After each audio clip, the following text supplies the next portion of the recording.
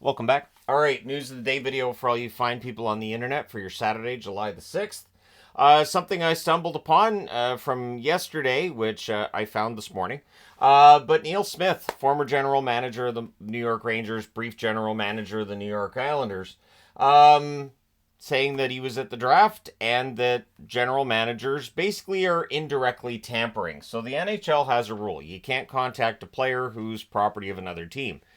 Players are property of another team when they're pending unrestricted free agents until July the 1st.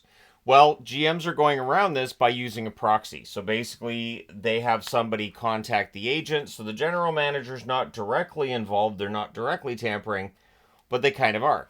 Now, the reason that Neil Smith's saying that the NHL hasn't done anything about it is because everybody's doing it. Basically, all 32 teams are doing the same thing. It's like LTIR, right? Teams don't really want to see the LTIR rules necessarily change because what Vegas is doing, most general managers would be perfectly fine doing the exact same thing. Regardless of whether you feel like it's above board or not, most GMs would do the same thing if they felt it gave them a competitive advantage, right? And in this case, it's the same thing. If sending somebody else to talk to an agent means that they get the inside track on signing somebody on July the 1st, they will do it. And so it is disappointing. It's disappointing when, we're getting ready for July the 1st and we already know where some guys are going or have a good idea where they're going and even for how long and for how much money.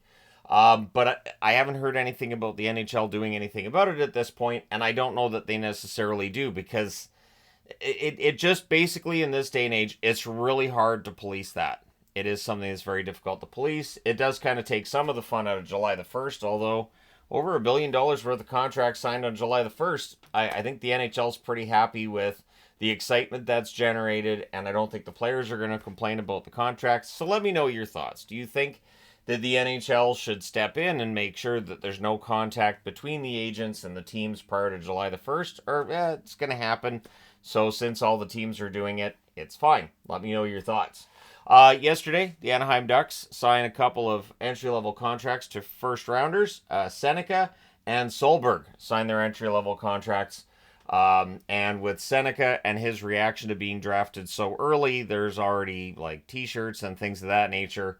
And the memes are going to go on for a long time because he was very surprised that the Ducks drafted him at 3. And I think that was one of the more genuine reactions we've seen at a draft. We see these guys get up and they shake hands and they just look all cool and calm.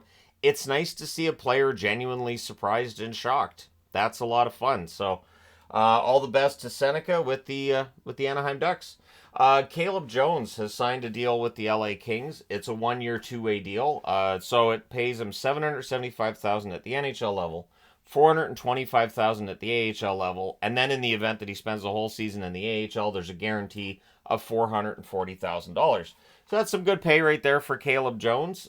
He was a good player, a depth defenseman for Colorado this past season. As a depth defenseman, I don't think he hurts you. So yeah, he's going to LA. The Flyers at 4 o'clock Eastern, so 1 o'clock Pacific, which is like right about now.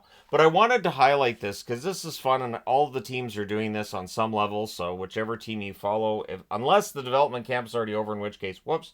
But the scrimmage is free and open to the public, and it's at their practice facility. I did see a comment yesterday saying, I hope these scrimmages are free. Usually, yes. I remember I went to like the white versus blue game where it was the young kids on the Canucks against one another. I think the tickets were $5-10. Wasn't much. And it's fun. It's good hockey to watch, and it's a good chance for fans to get to see some hockey live that maybe they don't get to see normally, and you have a chance to see the kids play. So if you get to see them play today for the Flyers, kudos. Awesome. The Flyers are definitely a team that could use some more infusion of youth, and they're definitely in a rebuild, so that should be fun. A trade that was rumored yesterday goes through today. So Elliot Friedman posted that Dylan Coghlan was going to the Jets, that it was coming. And it happened today, and I was like, I wonder what the return is. And the answer is future considerations going to the Carolina Hurricanes. Coghlan's 26 years of age now. I think what you see is what you get. He only played the one game at the NHL level this past season. 61 games in the AHL, 16 goals, 25 assists, 41 points, playing for the Springfield Thunderbirds. So I could have worn a Thunderbirds jersey, but I went with the Jets. Coghlan's a depth defenseman, and it's just one of those additions that I'm guessing for Carolina, they're close to the 50 contracts mark, or they just look at their list of players and say, we don't really see where he's going to fit in for next season.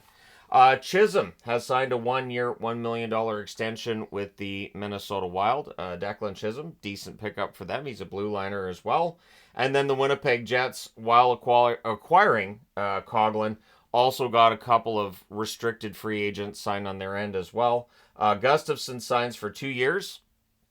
$835,000 cap hit for Gustafsson. Depth forward for them there. Again, if you're a Jets fan, you know what you're getting. And Logan Stanley signs a 2-year extension worth $1.25 million per season. Stanley, it's been an up and down career for him, to be honest. Hoping that he has a good year this year for Winnipeg. He's one of those players that I look at in the NHL and I think, maybe Winnipeg moves on from him. The other one that I have that feeling with is Heinola. Heinola and Stanley are ones that maybe with another organization would have broke through and got into at least regular duty on a third pairing or maybe second pairing for Heinola if he got that opportunity. But at any rate, there's depth in the organization for Winnipeg. We'll see what else they do the rest of the way because adding Coghlan means they got another defenseman. Maybe you make a move there. But let me know your thoughts in the comment section below as always. Don't forget to hit like and subscribe in the event that you've not done so already. And again, how do you guys feel about all the GMs finding an indirect way to contact pending unrestricted free agents? Do you feel like the NHL should tamp down on that or just, it's fine, everybody's doing it, so who cares? Let me know your thoughts. Hit like and subscribe if you haven't done so already. Thank you guys so much for all your support. I will talk to you again soon.